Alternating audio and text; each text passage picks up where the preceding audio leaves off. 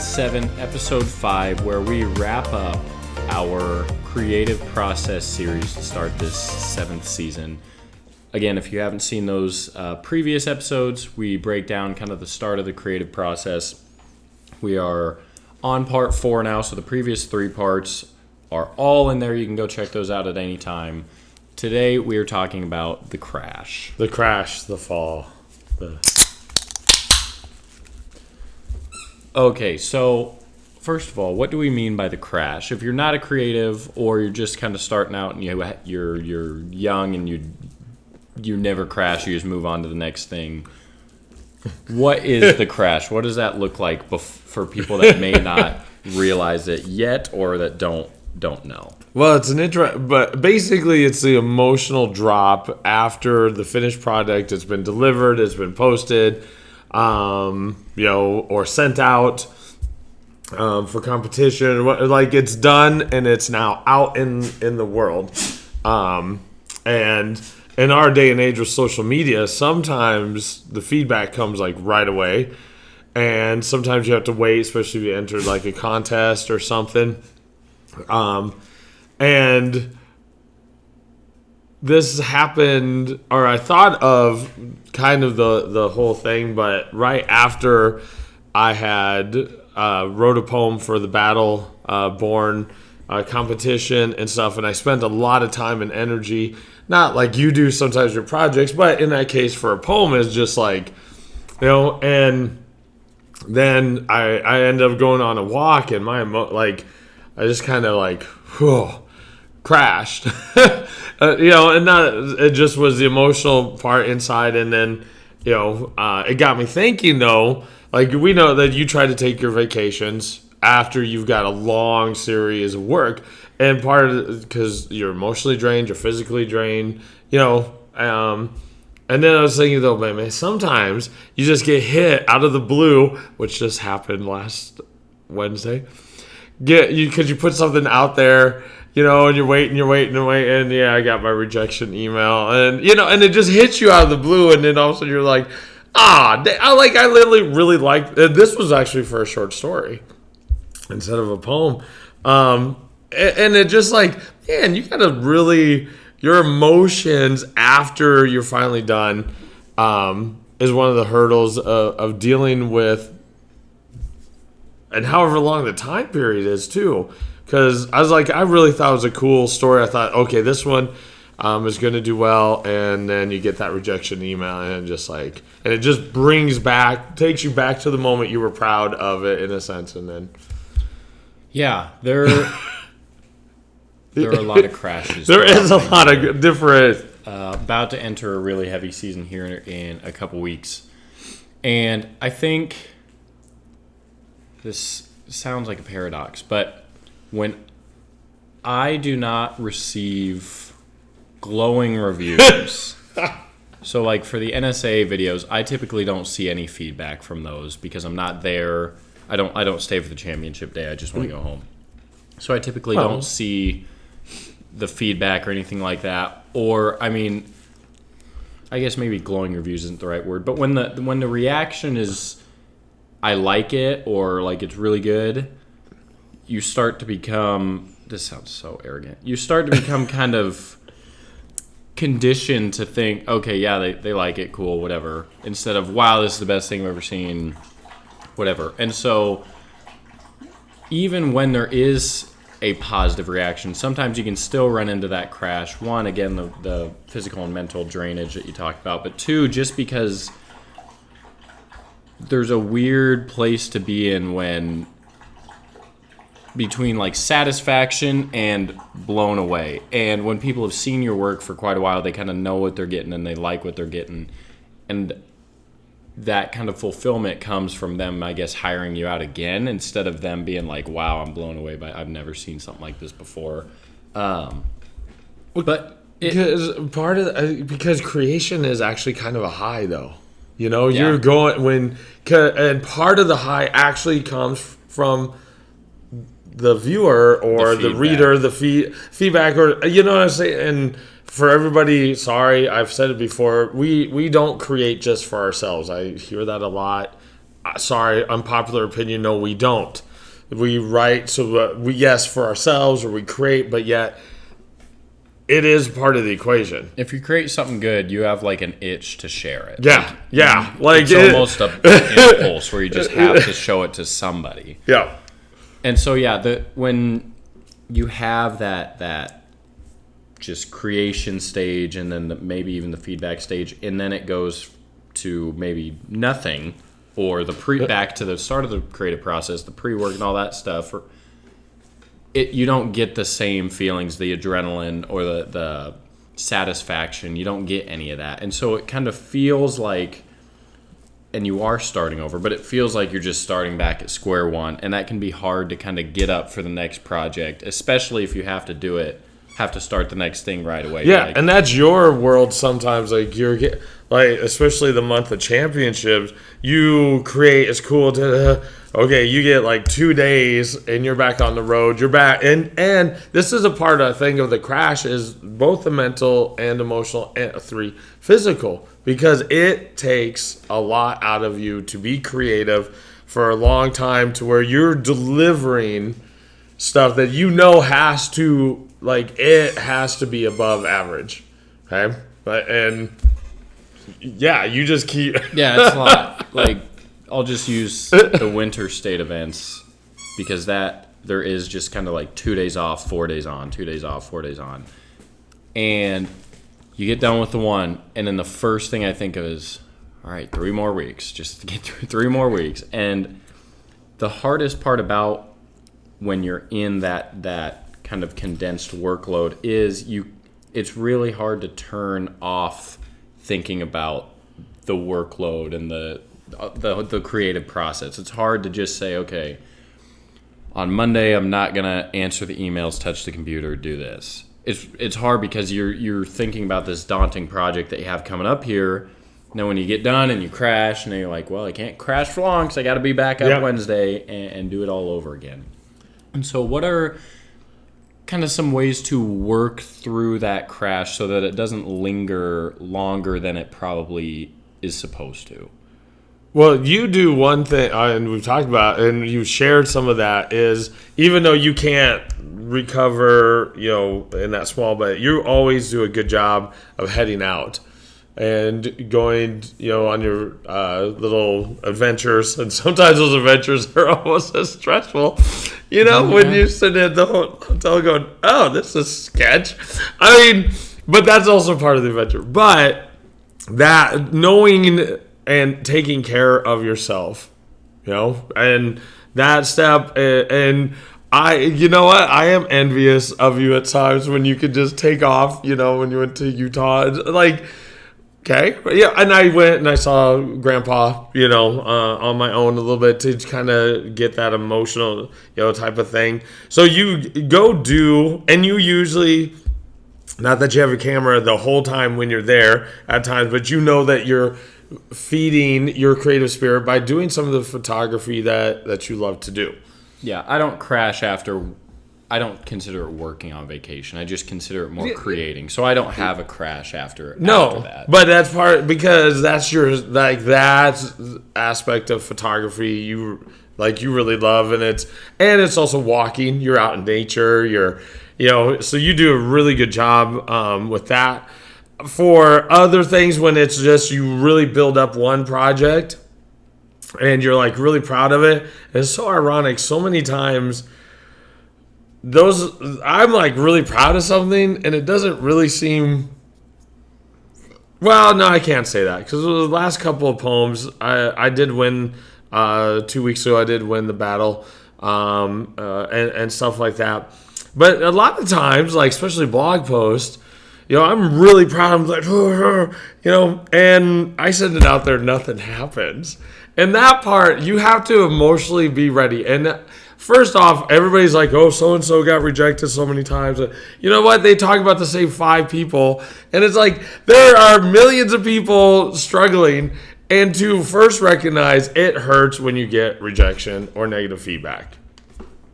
It does. You can't.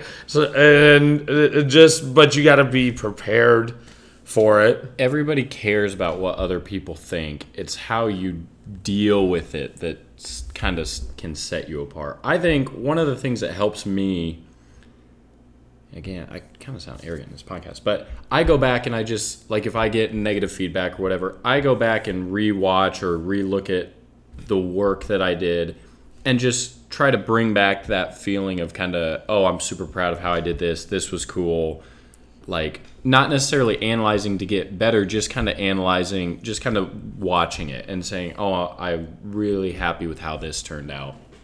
And that can kind of help spark you a little bit back into it. Like, oh, that would be really cool if I added this effect to that clip, or this transition to this type of things. So a lot of times I'll go back and watch that, or I'll go back and watch my travel stuff or look at my travel photos and just kind of not admire them, but appreciate where I was in that moment and try and kind of conjure up that feeling again of being on that adrenaline rush of just creating.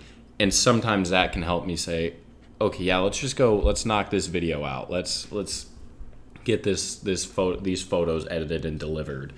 Things like that. That might be more of a personal preference, but that helps me sometimes just get back up. Yeah, kind of into that. Well, two things. One, we're both deal with athletics and having our, we watch game film all the time.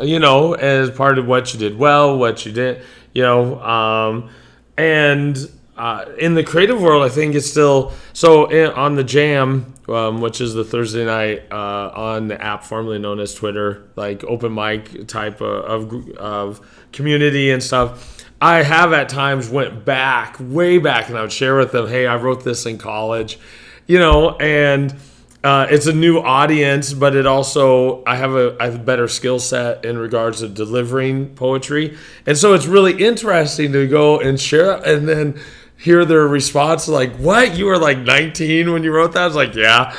And they're like, and then it also kind of reinforces, as I think what you're talking about, like your tone, your vibe, the things that you're proud of. And in this world, we cannot satisfy 100% of the people. There will be people who just don't get you. I mean, that's why we have different genres of music, different types of movies, because everybody hits differently with different things. But you got to know that it's coming, and it still hurts. It does. But you kind of go, okay, well, they didn't like it. And the difference with that because most of our work just goes out on social media, like the blogs, like most of it. Yeah. The difference with that is that between like movies and music is people intentionally go to the movie theater to see this movie. They don't go to the movie theater and get shown a ton of different movies and they just kind of get assigned one or whatever. Music, you can pick your radio station, pick the genre of music. Where social media, you just have it out there for everybody. Yeah, and so you're going to get people that's not my style, that's not my style. They're not going to, unless they're like going to your account, that would be like going to the movie theater to look at your content. So that's where something to be cognizant of is you're putting yourself out to the vast gamut of everybody. Yep. And not everybody's going to like it. Not everybody likes scary movies. I like scary movies. That, like, if I want to watch a scary movie, I can select that. Yeah. On social media, I know they have algorithms, things like that, but there's a ton of stuff that I don't even care about that shows up on my feed. So that's, like, to help kind of be aware of that during the crash, if you get that negative feedback, you're subjecting yourself to everybody. And to a degree, I was going way back for my very first Under the Lights. I got a negative review. I think it was 1 star, maybe 2 star. Anyway, and they're like, characters weren't developed, nothing happened. And and I've got other reviews, and that's where it is. It's kind of crazy. Like, I've got all these other reviews, but I'm all like, at that moment, I'm going back to that moment. I was like, yeah, but you read my book. And you cared enough to leave a review. So something, you know what I'm saying? Usually, like, if I don't like something, technically, I usually don't say anything. Like, I don't, I'm just like, okay, whatever that. But so in one way, even though it kind of stung, especially then when my first book, and then all of a sudden, I was like, and then after a little bit of a while, I was like, hey, they cared enough to actually review it, write a review, and I was like, okay, you read my book though, so that's kind of cool. Yeah, I mean, it's consumption. Yeah. It's enough effort into the consumption that they feel the need to share their thoughts. Yeah. So in one way, it's interesting. Yeah, like if I don't like a song, I'll just change the song. Yeah, I don't review it on the thing or, So the other aspect of it is, and again, you got a unique situation. When do you kind of know that you're ready, you're recharged enough to get to the next thing? Or now again, you got a unique situation because this is your job, this is your livelihood. You've got contracts, you've got timelines. Like in my case, of like, I don't mean I don't want to be a part of, but I've kind of stepped back a little bit from the Battleborn thing just because I'm overwhelmed with grading and stuff.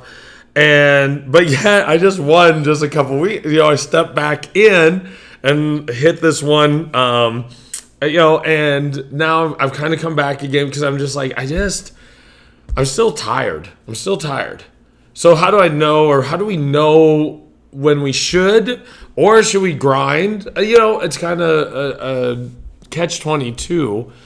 Yeah, so for me, and I think this is true for all creatives, we've talked about in our previous episodes of this series, the forced work versus the just kind of inspired, come to you work. When I crash, like we've talked about, I usually take a break. It doesn't always mean vacation, but I usually try to work it in. It will be, it never fails. It's 2 or 3 days. I'm like, I want to go fly the drone today. Or like, I want to go to the parks. Or like, oh, this project, all of a sudden I'm randomly excited to continue and finish whatever.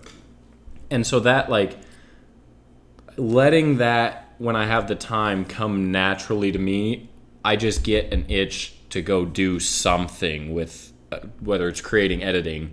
I just feel the itch to, I really want to get this project done today. And a lot of times, it's only a couple days. During the heavy seasons, it's usually about a week, which is usually when I just go on vacation to kind of completely unplug from the work aspect of it. But another kind of way that you can maybe kind of feel it is just go out for fun or write for fun and just see if you get into the flow, if you enjoy it. And if you don't, maybe you're not ready to come back into it yet. Like if I go to the park and I want to go take some photos and I'm just not really feeling it, I don't really feel like putting the effort in, I'm probably not ready to jump back in. Okay, because there's the adage that, hey, fake it until you make it, or that you feel it. And I get what that is, because sometimes that helps motivation, but other times, I guess, I have not written my blog post that I mentioned that yet. I haven't. I just have not. But I don't. It's hard. We've mentioned before, though, when you're inspired, you got to go. And I think that helps you. Like, you do that because you could ignore it. You could just say, well, this is supposed to be my time off, and just like, I'm just going to. But if our spirit, if we're really authentic and we're listening to ourselves, when the muse hits, step into it however you can. I know you might be at work, but by doing that, I think that's your internal habit. Like, you trust it. It's usually your photos at the parks and and stuff. Like, those are so much different than your work, and I see how that fills your bucket. Like, it gets your going. And there is some truth to the fake it till you make it. I feel like that should be more kind of, you should follow that rule more when you have to do the forced work. Like, you have to be inspired, you have to do this. If you have the kind of time, wait until you hit that inspiration, or don't force it upon yourself, because then when you get into the forced work anyway, you just burn out because you've been trying to go too much, too long, too far. And so like when you have the crash, one, just kind of sit back and realize what made you crash, whether that's something that you can continue to do, not continue to do, and then just don't fake it till you make it. Just let it come. Maybe try one evening, hey, well, I'm gonna write, whatever. If it does, you'll be able to feel it. You'll be able to feel, I'm not into it. I'm just not engaged into it. I'm not putting my best foot forward. Because at the end of the day, you want to make something that you're proud of. You don't just want to make something to make something. Yeah.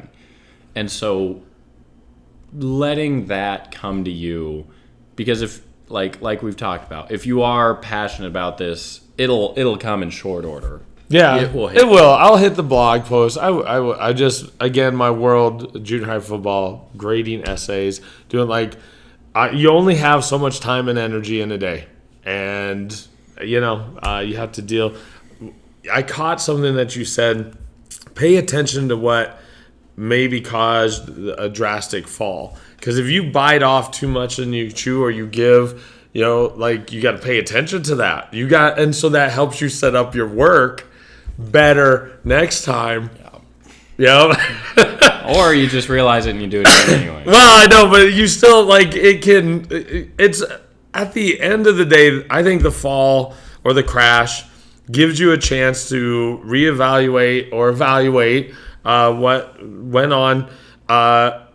Gives you actually also, I don't want to say an excuse, but also kind of an excuse like, hey, I need to now go do something for me. And sometimes we have to give ourselves that because we feel guilty on doing things that are selfish, and you shouldn't, especially in the creative world where we put a lot more heart and spirit in things than a kind of a normal 9-to-5 job. Not saying that people don't care about, but when you go to express the muse and stuff, we all painting, there is a part of us in that creation, and you have to refill, you have to recharge, and so the crash gives you a chance. I always, I go on walks because friends of mine share a crazy photo, but I'm always walking, being out in nature is, and we've talked about it before, it is a magical aspect for the creative spirit. And it's good for everybody, honestly. But I'm just saying there is something, the classic poets, Wordsworth, Stephen King, walking, being out in nature does something. Transcendentalists, yes. I learned something in his class. Yeah, so I just give the crash allows us to evaluate a little bit, but it gives us a chance to recharge. And when you get hit with the muse, doesn't matter what stage you're in, find a way to get it recorded, stepped into, whatever. Yeah. I mean, accountants don't have to share their spreadsheets on Twitter. I mean, nothing wrong with any other job, but creativity has a different mental exhaustion because you really have to tap into who you are and be able to convey that to the world through whatever medium that you're in. And that's just something that not a lot of other jobs really require or ask of. So that was the end part, the finale of our creative process series. Not the end of season 5, still have half of that, the back half of that season to go. But that was season 7, episode 5 of the creative moment. Again, our first 5 episodes now have been about the creative process. We went through kind of the syllabus and then the 4 different parts that go through the creative process, regardless of painting, music, writing, just creative world. That's kind of how we viewed it. Go ahead, and if you haven't, check those out. We always appreciate the support, the likes, comments, subscriptions. We are on Apple, Spotify, YouTube if you want video. There's also video on Spotify. Yeah, we're wherever you can find a podcast, we're there. So this was the Creative Moment, season 7, episode 5, and we'll see you guys in a couple weeks. Whew.